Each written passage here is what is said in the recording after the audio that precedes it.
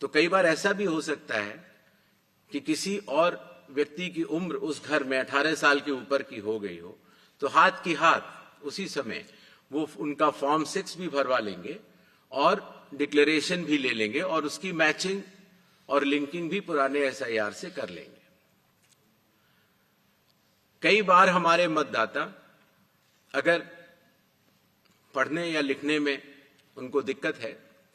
तो booth level officer उनको enumeration form भरने में मदद भी करेगा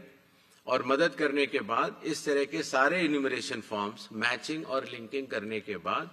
वो ईआरओ और एईआरओ को जमा करेगा। कई बार एक बार जब बूथ लेवल ऑफिसर घर जाता है तो या तो कुछ मतदाता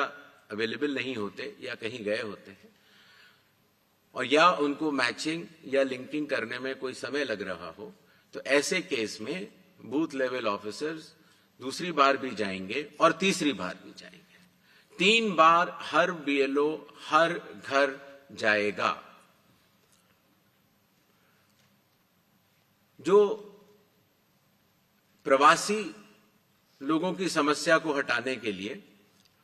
जो राज्य से कुछ समय के लिए बाहर गए हुए हैं लेकिन वहीं के सामान्यतः रहने वाले हैं, वो ऑनलाइन भी भर सकते हैं और खास तौर से कई बार अर्बन वोटर्स को, क्योंकि उनके दिन के समय ही ऑफिस आवर्स रहते हैं, तो वो भी ऑनलाइन भर सकते हैं। बूथ लेवल ऑफिसर का यह भी कार्य होगा कि जब वो इन्यूमरेशन फॉर्म देता है तो इन्यूमरेशन फॉर्म दस्तखत करके मतदाता को वापस भी करना होता है। तो अगर मतदाता की मृत्यु हो चुकी हो या वो स्थायी रूप से प्रवास कर चुका हो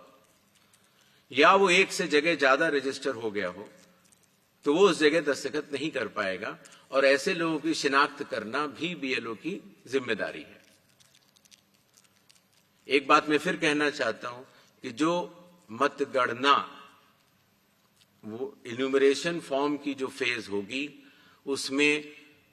किसी भी व्यक्ति से किसी और कागज की आवश्यकता नहीं होगी, बस उन्हें अपनी मैचिंग या लिंकिंग दिखानी होगी कि 2003 में किसके साथ है।